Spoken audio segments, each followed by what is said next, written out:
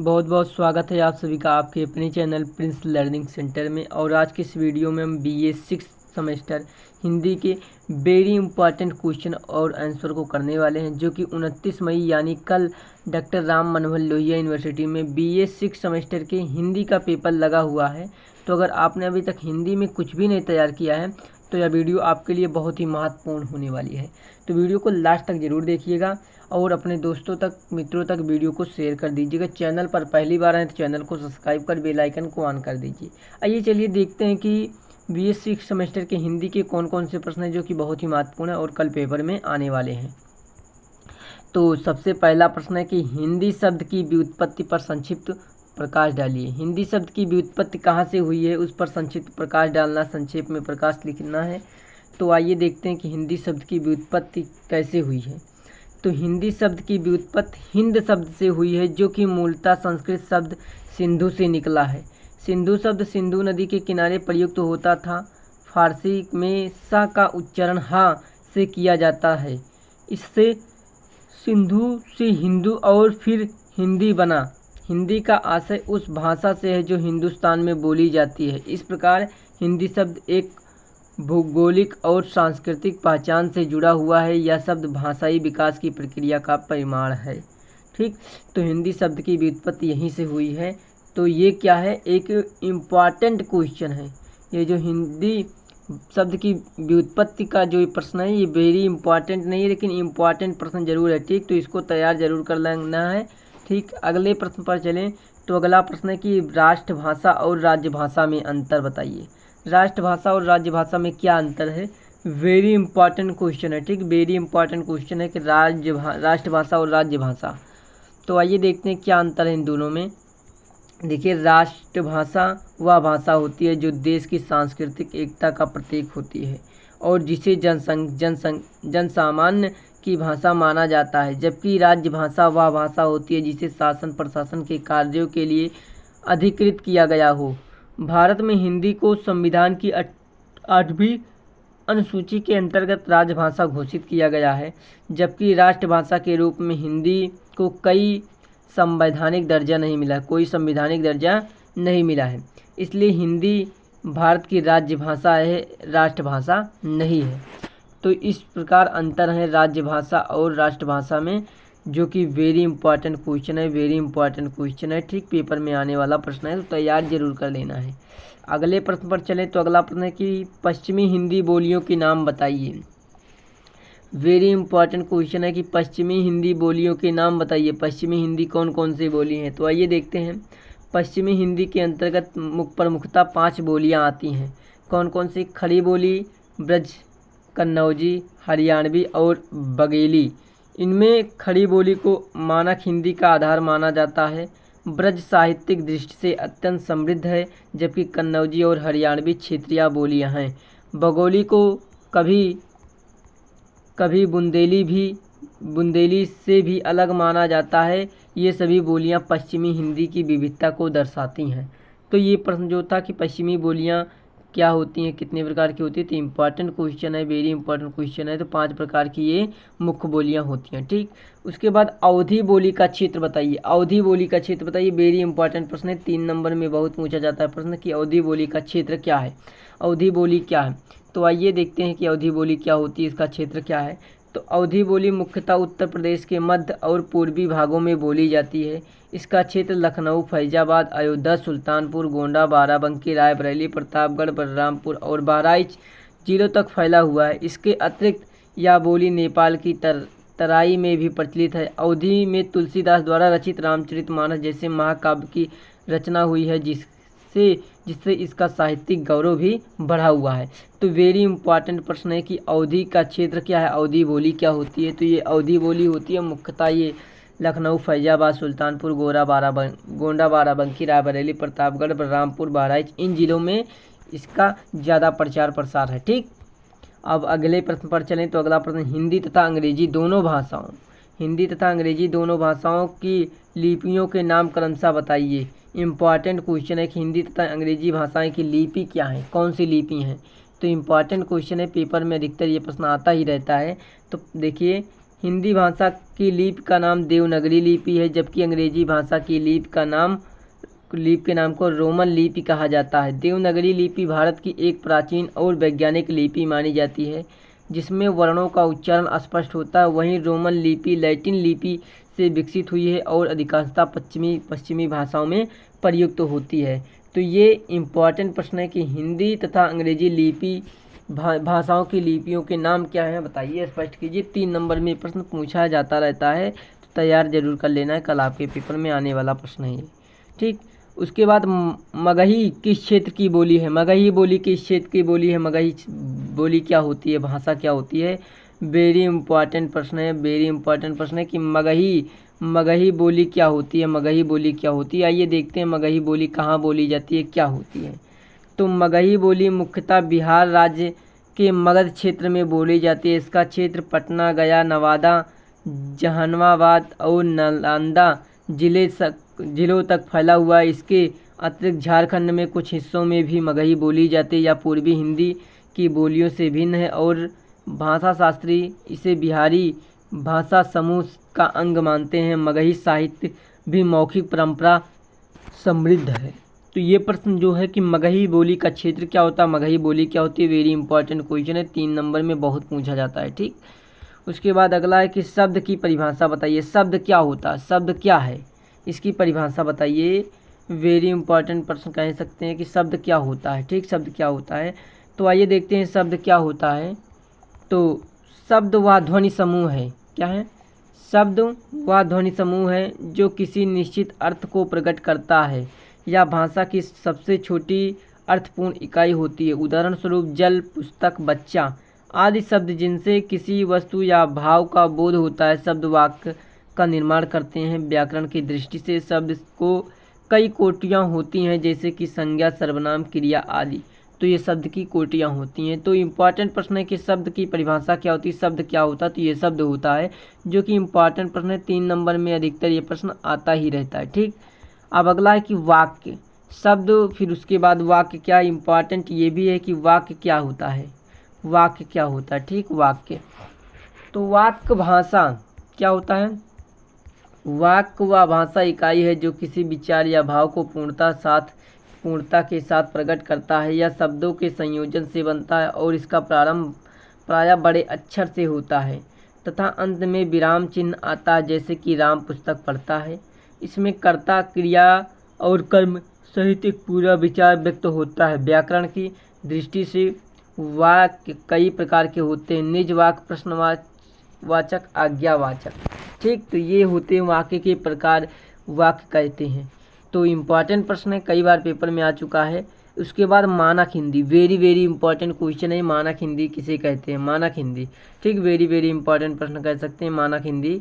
तो मानक हिंदी क्या होती है? मानक हिंदी वह रूप है जिसे नियमबद्ध, शुद्ध और अनुकरणीय माना जाता है तथा जो शिक्षण, लेखन और प्रशासनिक कार्यों में प्रयुक्त होती है। यह मुख्यतः खड़ी बोली पर आधारित होती है, देवनागरी लिपि में लिखी जाती है।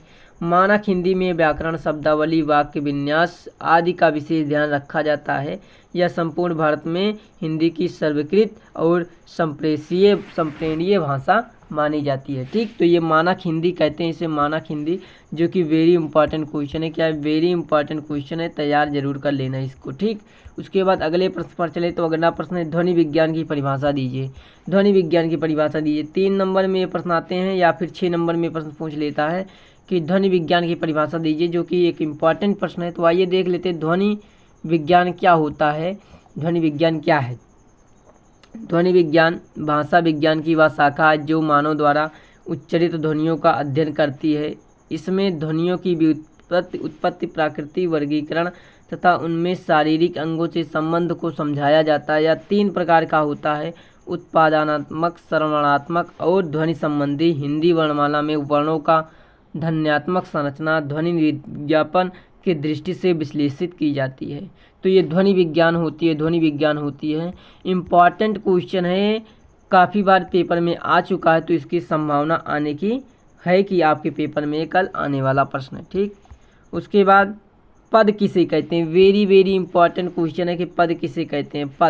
पद क्या होता है, किसे कहते हैं? वेरी वेरी इंपॉर्टेंट प्रश्न है कल आपके पेपर में आने की इसकी संभावना है, 100% संभावना इसकी है। चलिए देखते हैं कि पद क्या होता है। पद वह शब्द होता है जो वाक्य में प्रयुक्त होकर विशेष अर्थ को प्रकट करता है। व्याकरण में शब्द प्लस कारक चिन्ह विभक्त मिलकर पद बनाते हैं। उदाहरण के लिए लड़का एक शब्द है लेकिन लड़के ने एक पद है। हिंदी व्याकरण में पद संज्ञा, सर्वनाम, क्रिया, विशेषण आदि सभी शब्दों से बन सकते हैं। पद भाषा की वह इकाई है जो वाक्य में प्रयुक्त होकर किसी संबंध, भाव या क्रिया को दर्शाती है। तो ठीक इसे पद कहते हैं। ये पद की परिभाषा होती है, जो कि एक वेरी इंपॉर्टेंट क्वेश्चन है, तो आपको तैयार जरूर कर लेना है। ठीक, उसके बाद वाक्य किसे कहते हैं, ये भी वेरी इंपॉर्टेंट क्वेश्चन है कि वाक्य किसे कहते हैं। पदों को मिलाकर वाक्य ही बनता है, तो वाक्य किसे कहते हैं आइए देखते हैं।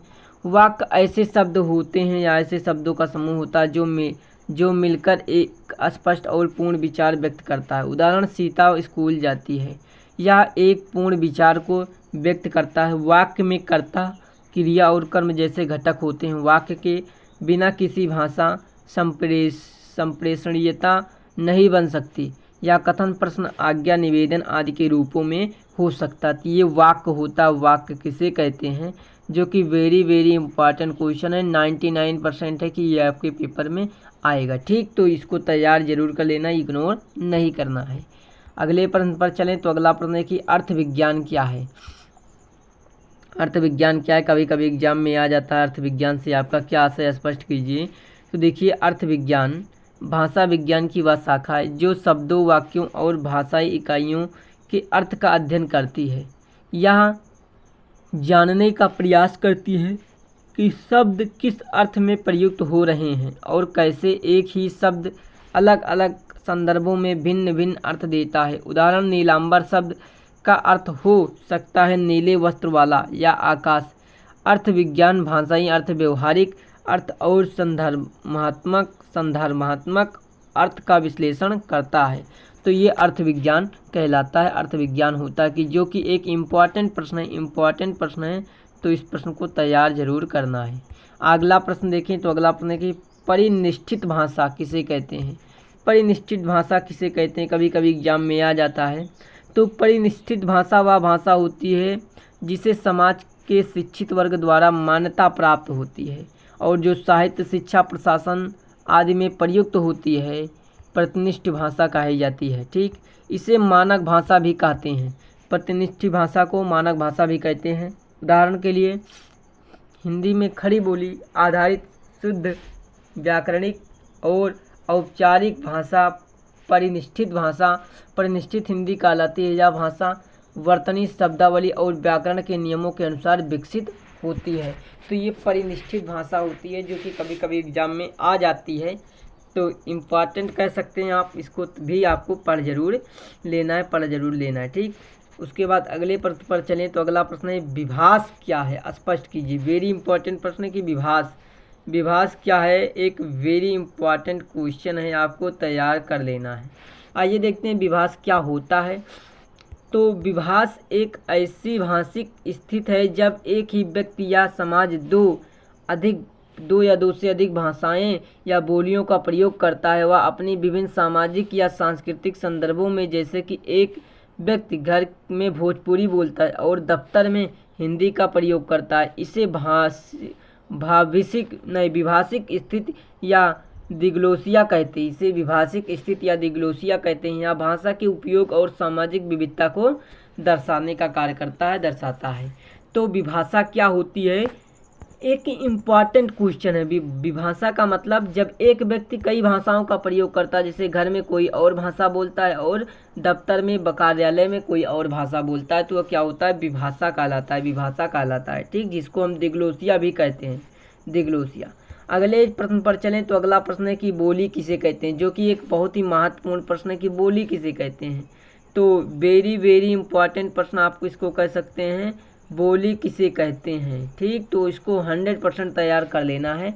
आइए देखते हैं बोली क्या होती है। बोली वह भाषिक रूप है जो किसी विशेष क्षेत्र, समुदाय या समूह द्वारा अनौपचारिक रूप से बोली जाती है। इसका व्याकरण और शब्दावली सीमित होती है और यह मानवीकृत भाषा नहीं होती। उदाहरण अवधी, ब्रज, भोजपुरी आदि हिंदी की बोलियां हैं। बोली से ही भाषा का विकास होता है। बोली का क्षेत्र सीमित होता है जबकि भाषा का विस्तार व्यापक होता है। तो ये बोली होती हैं, जो कि बोली एक इम्पॉर्टेंट क्वेश्चन है, कई बार एग्जाम में आ चुकी है और लगातार ये एग्जाम में आती ही रहती है, तो इसको तैयार करना बहुत ज़रूरी है। तो ये प्रश्न क्या है, वेरी वेरी इम्पॉर्टेंट क्वेश्चन है, ठीक, तैयार जरूर से ज़रूर कर लेना है। उसके बाद शब्द किसे कहते हैं। शब्द, एक बार ये प्रश्न आ चुका है, शब्द किसे कहते हैं, जो कि इम्पॉर्टेंट प्रश्न है, इम्पॉर्टेंट प्रश्न है, ठीक, इम्पॉर्टेंट नहीं, वेरी वेरी इम्पॉर्टेंट कह सकते हैं आप, ठीक। उसके बाद देखिए क्या होता है शब्द। शब्द व ध्वनि या ध्वनि समूह होता है जो किसी निश्चित अर्थ को प्रकट करता है। शब्द की मूलभूत इकाई है जिससे वाक्य बनते हैं। उदाहरण गाय, दौड़, खुशी आदि शब्द दो प्रकार के होते हैं। धातुजन्य क्रियात्मक जिसको हम कहते हैं और प्रतिपादिक जिसको हम नामात्मक कहते हैं। हिंदी में शब्दों का वर्गीकरण संज्ञा, सर्वनाम, क्रिया, विशेषण आदि के द्वारा होता है। तो ये शब्द होता है, तो इसको भी आपको पढ़ जरूर लेना है। उसके बाद अगला प्रश्न है कि देवनागरी के नामांकन को स्पष्ट कीजिए। देवनागरी क्या है, देवनागरी क्या है, इसके नामांकन को स्पष्ट कीजिए, जो कि एक इम्पॉर्टेंट प्रश्न है। इम्पॉर्टेंट प्रश्न कल पेपर में आने की इसकी 99% संभावना है कि आपके पेपर में कल आएगा प्रश्न। तो आइए चलिए देखते हैं देवनागरी के नामांकन को स्पष्ट करते हैं। तो देवनागरी लिपि का नाम दो शब्दों से मिलकर बना है, देव और नगरी। देव का अर्थ है दिव्य या श्रेष्ठ और नगरी का अर्थ है नगरों में प्रयुक्त होने वाली लिपि। इस प्रकार देवनागरी का अर्थ हुआ नगरों में प्रयुक्त होने वाली श्रेष्ठ लिपि। यह लिपि प्राचीन ब्राह्मी लिपि को से विकसित हुई है और आज हिंदी, संस्कृत, मराठी आदि भाषाओं के लेखन में प्रयुक्त होती है, ठीक। तो ये इम्पॉर्टेंट प्रश्न है। देवनागरी लिपि जो है ये दो शब्दों से बनी है, देव और नगरी, जिसका अर्थ है श्रेष्ठ और नगरी का अर्थ है नगरों में प्रयुक्त होने वाली। अर्थात देवनागरी का मतलब हुआ नगरों में प्रयुक्त की जाने वाली श्रेष्ठ लिपि होती है, जिसे प्राचीन ब्राह्मी लिपि के नाम से भी जाना जाता है। इम्पॉर्टेंट प्रश्न है। उसके बाद अगला प्रश्न है कि भोजपुरी की उत्पत्ति एवं विकास विशेषता लिखिए। वेरी इंपॉर्टेंट प्रश्न कह सकते हैं कि भोजपुरी की उत्पत्ति, विकास एवं विशेषता बताएं। 3 नंबर में प्रश्न बहुत पूछा जाने वाला प्रश्न है कि भोजपुरी की उत्पत्ति और विकास की विशेषताएं बताएं। अगर कभी कभी वर्णन करने को कह देता तो 6 नंबर में भी पूछ लेता है, ठीक। आइए इसको हल करते हैं। इसका आंसर क्या होगा। भोजपुरी भाषा की उत्पत्ति प्राचीन मगधी अपभ्रंश से मानी जाती है। या पूर्वी हिंदी की प्रमुख बोली है और मुख्यतः उत्तर प्रदेश के पूर्वी भाग, बिहार के पश्चिमी भाग तथा नेपाल के तराई क्षेत्र में बोली जाती है। भोजपुरी की विशेषता इसकी सहजता, प्रभाव प्रवणता और लोकोक्तियों में निहित होती है। इसमें लोकगीतों में भक्ति साहित्य और समृद्ध परंपरा है। आज भोजपुरी फिल्मों और गीतों के माध्यम से यह विश्व स्तर पर लोकप्रिय हो रही है। तो भोजपुरी भाषा की उत्पत्ति इस प्रकार हुई है और इसकी कुछ विशेषताएं भी हैं। जैसे इसकी उत्पत्ति मगधी अपभ्रंश से मानी जाती है, ठीक। ये इंपॉर्टेंट प्रश्न है, तैयार जरूर कर लेना है। और अगले प्रश्न की बात करें तो अगला प्रश्न है ब्रज की व्याकरणिक विशेषताएं बताइए। ब्रज भाषा की व्याकरणिक विशेषताएं क्या हैं, स्पष्ट करना है। इम्पॉर्टेंट क्वेश्चन है कि ब्रज भाषा क्या होती है। ब्रज भाषा क्या होती है, कई बार पेपर में आ चुका प्रश्न है कि ब्रज भाषा क्या होती है। तो आइए देखते हैं कि ब्रज भाषा की व्याकरणिक विशेषताएं क्या हैं। तो देखिए, ब्रज भाषा में लिंग, वचन और कारक में विशेष रूप से परिवर्तन होता है। इसमें क्रिया रूपों में लयात्मक होती है। उदाहरण स्वरूप वह जात है के स्थान पर वो जातो है कहा जाता है। इसमें यो, ई, उ जैसे विशेष प्रत्ययों का प्रयोग होता है। ब्रज भाषा में विशेषणों और संज्ञाओं में लयात्मक सामंजस्य होता है। इस भाषा में भावात्मक अभिव्यक्ति अधिक होती है जो इसे काव्यात्मक बनाने का कार्य करती है, ठीक। तो ये ब्रज भाषा की व्याकरणिक विशेषताएं हैं, जो कि एक इम्पॉर्टेंट प्रश्न है। उसके बाद अगले प्रश्न पर बात पहुंची तो वह है तत्समक और तत्समक में अंतर, उदाहरण सहित बताइए। तत्समक क्या होता है और अर्थ तत्समक क्या होता है। तत्सम और अर्ध तत्सम क्या होता है, वेरी इंपॉर्टेंट क्वेश्चन है। तत्सम और अर्ध तत्सम क्या होता है, अंतर स्पष्ट कीजिए। आइए देखते हैं तत्सम और अर्ध तत्सम क्या होते हैं। तत्सम शब्द वे होते हैं जो संस्कृत से बिना किसी परिवर्तन के हिंदी के लिए किए गए हों। हिंदी के लिए गए हों, जैसे सूर्य, अग्नि, जल। ठीक, लेकिन अर्ध तत्सम जो वे शब्द होते हैं जो संस्कृत शब्दों से थोड़े परिवर्तनों के साथ हिंदी में आए हैं, जैसे कि सूर्य, सूरज, अग्नि, आग। ठीक, ये सब क्या हैं? अर्ध तत्सम शब्द होते हैं। ये इम्पॉर्टेंट प्रश्न तैयार कर लेना जरूरी है। ठीक, तत्सम शब्द शुद्धता और औपचारिकता दर्शाते हैं, जबकि अर्ध तत्सम बोलचाल भाषा में अधिक प्रयुक्त होते हैं। ठीक, उसके बाद अगला प्रश्न जो है वेरी इंपॉर्टेंट प्रश्न है कि हिंदी की संवैधानिक स्थिति को स्पष्ट कीजिए। हिंदी भाषा की संवैधानिक स्थिति को स्पष्ट कीजिए। वेरी वेरी इंपॉर्टेंट क्वेश्चन है, ये पेपर में आने वाला प्रश्न है, तो 100% ये पेपर में आने वाला प्रश्न है। ठीक, तो इसको तैयार जरूर से ज़रूर कर लेना कि हिंदी की संवैधानिक स्थिति को स्पष्ट कीजिए। हिंदी की संवैधानिक स्थिति क्या है? आइए देखते हैं कि हिंदी की संवैधानिक स्थिति क्या है। भारतीय संविधान के अनुच्छेद 343 के अनुसार हिंदी को भारत की राजभाषा घोषित किया गया है। यह देवनागरी लिपि में लिखी जाती है। संविधान की 8वीं अनुसूची में हिंदी साहित्य 22 भाषाओं को मान्यता दी गई है। यद्यपि हिंदी को राष्ट्रभाषा का दर्जा नहीं मिला है, फिर भी यह शासन, प्रशासन, न्यायालय तथा शिक्षा के क्षेत्रों में व्यापक रूप से प्रयुक्त होती है। 14 दिसंबर को हिंदी दिवस मनाकर इसे सम्मानित भी किया जाता है। तो हिंदी संविधान में संवैधानिक रूप से इस प्रकार उल्लेख किया गया इसका, जो कि एक वेरी इंपॉर्टेंट प्रश्न है, इसको इग्नोर नहीं करना। ये 100% आने वाला प्रश्न है पेपर में। ठीक, तो तैयार जरूर से ज़रूर कर लेना है। चलिए अगले प्रश्न पर चलें। तो अगला प्रश्न है कि हिंदी शब्द संपदा क्या है, जो कि एक वेरी इंपॉर्टेंट प्रश्न कह सकते हैं, इसको भी वेरी इंपॉर्टेंट प्रश्न कह सकते हैं। तो हिंदी शब्द संपदा क्या होती है, आइए जानते हैं। तो हिंदी शब्द संपदा अत्यंत समृद्ध और विविधतापूर्ण है। इसमें संस्कृत, अरबी, फारसी, तुर्की, अंग्रेजी शब्द आदि भाषाओं से लिए गए शब्दों का समावेश है। हिंदी में तत्सम, तद्भव, देशज और विदेशी शब्दों का प्रयोग होता है। उदाहरण स्वरूप जल तत्सम पानी तद्भव है, कुआं देशज है, स्कूल विदेशी है। हिंदी की शब्द संपदा इसकी संप्रेषणीयता और व्यवहारिकता को बढ़ाती है। तो हिंदी संपदा जो होती है ये 4 प्रकार की होती है उदाहरण रूप में, जैसे कि तत्सम, तद्भव और देशज और विदेशी, ये 4 प्रकार होते हैं इसके। ठीक, तो इम्पॉर्टेंट प्रश्न नहीं, वेरी इंपॉर्टेंट प्रश्न है, तैयार जरूर कर लेना। इम्पॉर्टेंट वेरी इंपॉर्टेंट दोनों कह सकते हैं। 90+ इसको आने का चांस है पेपर में। ठीक, इसके 90+ आने के चांस हैं एग्जाम में। और अगले प्रश्न पर चलें तो वाक्य विश्लेषण करें। वाक्य का क्या होता है, वाक्य का विश्लेषण करें। इम्पॉर्टेंट कह सकते हैं, कभी कभी आ जाता है एग्जाम में। ठीक, तो वाक्य विश्लेषण का अर्थ वाक्य के अंगों की व्याकरणिक दृष्टि से अलग अलग करके उनका पदक्रम और कार्य निर्धारित करना। उदाहरण राम ने पुस्तक पढ़ी। विश्लेषण राम क्या है, कर्ता संज्ञा पद है, जबकि ने कर्ता का कारक चिन्ह है। पुस्तक कर्म संज्ञा पद है, पढ़ी क्रिया है। तो ये सभी यहाँ पर अलग अलग हैं कि राम कर्ता है, ने कर्ता कारक चिन्ह है, पुस्तक कर्म है और पढ़ी क्रिया है। तो ये वाक्य विश्लेषण है, वाक्य विश्लेषण है। ठीक, उसके बाद अगला प्रश्न आता है कि अर्थ परिवर्तन की दिशाएं स्पष्ट कीजिए। अर्थ परिवर्तन की दिशाएं स्पष्ट करें। तो अर्थ परिवर्तन 4 प्रमुख दिशाओं में होता है। पहला है विस्तार, जब शब्द का अर्थ व्यापक होता है। उदाहरण मकान अब किसी भी आश्रय के लिए प्रयोग होता है। दूसरा है संकीर्णता, जब अर्थ सीमित हो जाता है। तीसरा है हस्तांतरण, जब शब्द का अर्थ किसी अन्य क्षेत्र में हस्तांतरित होता है, जैसे कलम का अर्थ व्यक्ति पर भी। ठीक, कलम का अर्थ व्यक्ति पर भी। उसके बाद उत्कृष्ट अपकर्ष, उत्कृष्ट अपकर्ष अर्थ में समान या तुच्छता अपना, जैसे गुरु का प्रयोग अब शिक्षक तक सीमित है। अब गुरु का प्रयोग शिक्षक तक सीमित है। तो इम्पॉर्टेंट प्रश्न कह सकते हैं। उसके बाद अगला है कि हिंदी के प्रमुख लक्षण, जो कि एक वेरी वेरी इंपॉर्टेंट प्रश्न है। हिंदी भाषा या हिंदी के प्रमुख लक्षण क्या हैं, स्पष्ट करना है। 6 नंबर में कभी कभी पूछ लेता, नहीं तो 3 नंबर में ज़रूर ही पूछता है। ठीक, तो आइए देखते हैं हिंदी के प्रमुख लक्षण क्या हैं। तो हिंदी को राष्ट्र की एकता का माध्यम बनाना, प्रशासनिक कार्यों की भाषा बनाना, आधुनिक ज्ञान विज्ञान की अभिव्यक्ति के लिए सक्षम बनाना और वैश्विक स्तर पर इसकी प्रतिष्ठा बढ़ाना हिंदी के प्रमुख लक्ष्य हैं।